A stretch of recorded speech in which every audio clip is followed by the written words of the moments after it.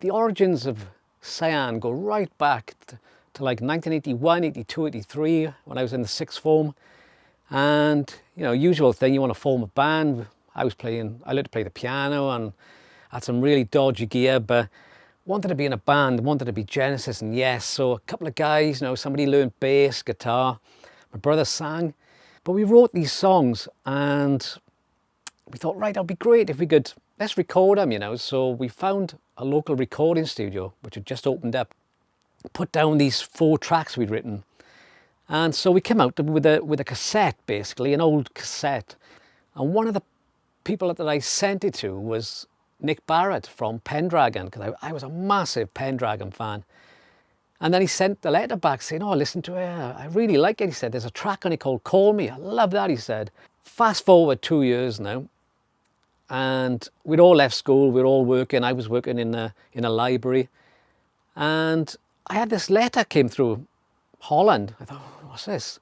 And it was like, you know, we've just listened to your demo. We love it. We had it from Nick Barrett, who had sent it on to him. And we'd like to offer you like a deal to make a record. And I was like, oh my God. I thought, right, well, everyone's moved away now. What am I going to do?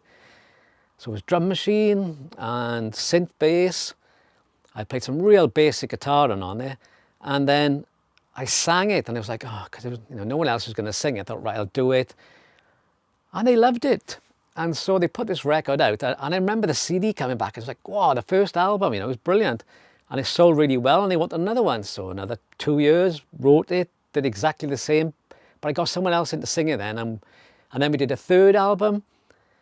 And alongside doing this prog stuff, mainly as a hobby really, I wanted to be a pop star. So I was in various pop bands through all this time.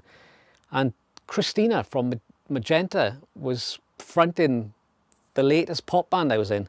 But we had been through the mill with record companies and managers, and we were sick of it all. And I just thought, oh, I can't keep doing this. So I thought, oh, what would it sound like if Tina sang on these demos I had for the new Cyan album? And she sang it, and it sounded amazing. It sounded like Renaissance, and I was a massive Renaissance fan. And she sounded a bit like Annie Haslam, so I thought, oh, this is brilliant. So she sang the whole record, and I put it out. I didn't have a clue if anybody would like it, and everybody just went mad about it. So Cyan was basically stopped and put to one side, and Magenta went on, you know, and the rest is history. But I had all these songs, and I thought, oh, you know, there was 3 albums worth. I thought, there's some great stuff here. What am I going to do with it? So over time, I'd done a couple of demos of the first album, and I thought, let's get some real drums on it. So Tim Robinson, who had played on Revolutions, the first Magenta album, I said, come on over, learn this stuff, and just put it down. No plan to put it out or anything. And he did the drums on it. I thought, God, this sounds really good.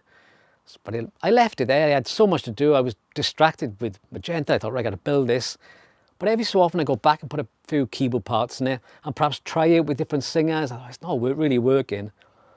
And then I'd met Pete Jones from Tiger Moth Tales, and we'd signed him to a record label, White Knight Records. And he was doing really good business. He was playing with Carmel and Francis Dunnery, Zip Bites.